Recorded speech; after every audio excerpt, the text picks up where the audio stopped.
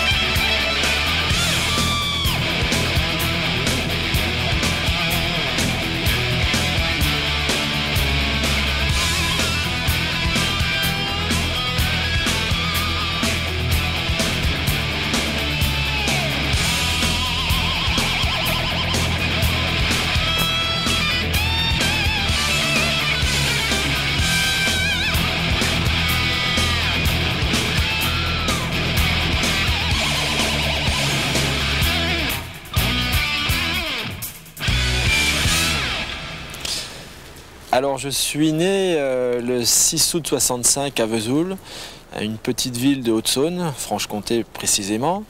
Je suis marié depuis 1988 à Corinne. J'ai 2 enfants, Nicolas qui a 7 ans et demi et Mélanie qui a 4 ans et demi.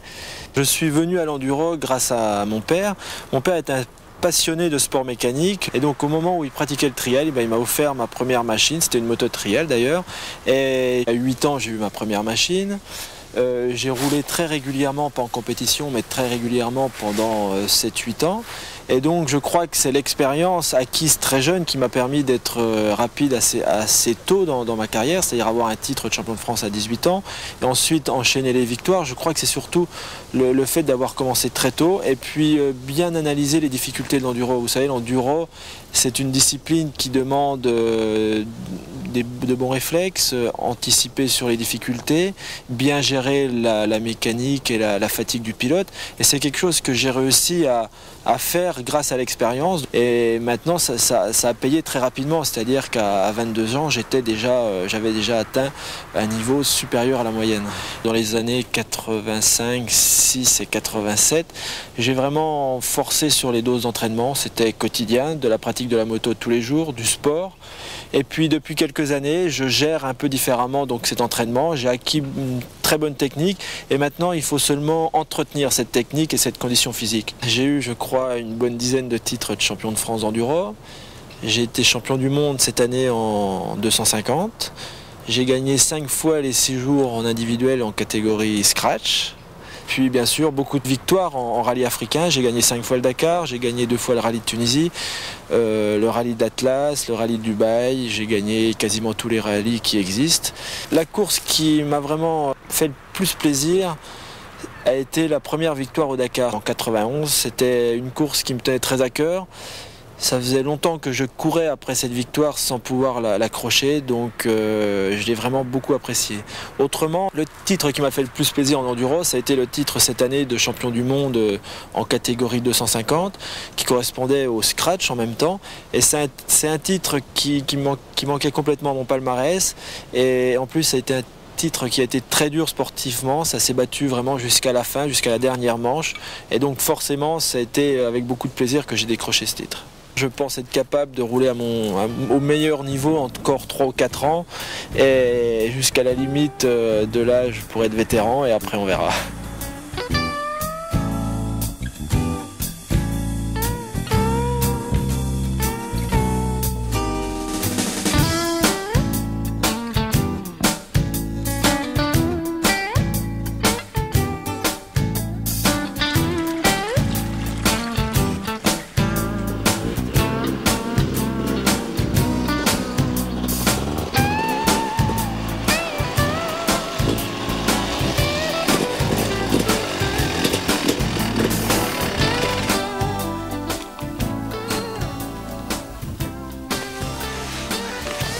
Bonjour, nous sommes ici en Auvergne, plus particulièrement dans la région de Brioude, au lieu de l'enduro français. Vous pratiquez ou vous voulez pratiquer cette discipline. Grâce à cette cassette, je vais essayer de vous initier à la technique. Pour présenter ce film, j'ai choisi la 250 WR Yamaha, la moto avec laquelle j'étais champion du monde en 1997. Maintenant, on y va.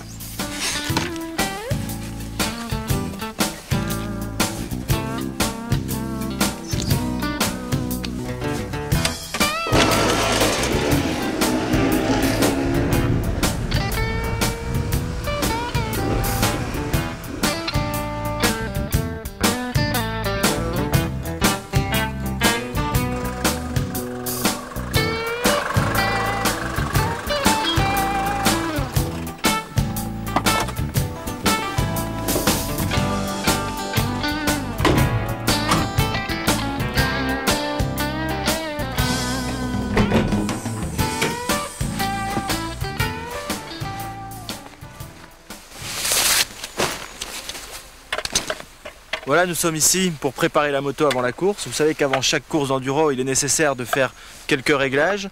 Des réglages de suspension, de carburation, de position du corps sur la machine. C'est Michel Collot, mon mécanicien depuis 10 ans chez Yamaha, qui va vous détailler les différents contrôles et réglages de la moto avant chaque départ.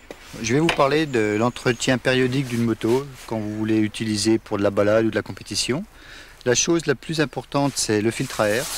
Il se trouve sous la selle de la moto.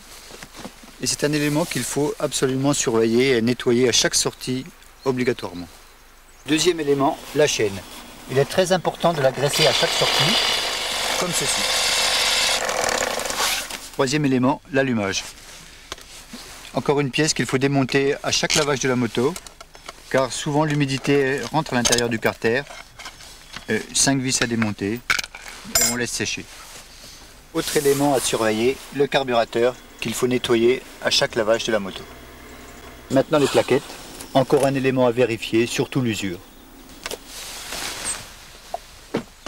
Nous allons maintenant régler la position de conduite de la moto. Vous savez que quand la moto arrive chez le concessionnaire, le guidon n'est pas forcément réglé au bon endroit. Donc moi j'ai un petit truc pour ça. Tout d'abord on débloque bien sûr les 4 boulons, ensuite je ferme les yeux, je bouge le guidon et au moment où je sens ma position naturelle des bras, à ce moment-là on resserre les 4 boulons et j'ai trouvé ma bonne position. Il faut aussi régler l'inclinaison des leviers pour avoir le bon doigté sur ces 2 poignées. Une chose très importante maintenant, la carburation. Vous savez que les motos sont livrées en général pour rouler dans une altitude moyenne entre 200 et 500 mètres. Si vous avez l'occasion de faire soit une course ou soit une balade dans des conditions extrêmes, c'est-à-dire soit en montagne ou soit au niveau de la mer, à ce moment-là, il faudra changer les réglages de carburation, c'est-à-dire changer les gicleurs. Nous allons parler maintenant de la suspension.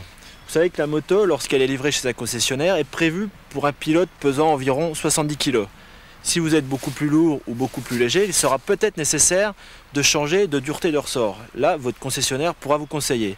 Une fois que vous avez défini la bonne dureté de ressort, il va falloir procéder à un réglage très précis de ce ressort. Donc Michel va prendre la dimension entre l'axe de roue arrière et le garde-boue, en ayant la moto détendue complètement sur la béquille. Nous enlevons la moto de la béquille. Je monte dessus. Et une fois la suspension comprimée, la mesure va être prise par Michel et nous devons trouver 100 mm de moins qu'à la première mesure. On peut compléter le réglage de la suspension à l'aide de cette petite vis. C'est-à-dire que si on veut avoir une moto très confortable, on dévisse cette petite vis. Si on veut avoir une moto qui accepte de gros chocs et de gros sauts, on resserre cette petite vis. Vous savez que le pneu est le seul lien entre la machine et le sol. Donc il est très important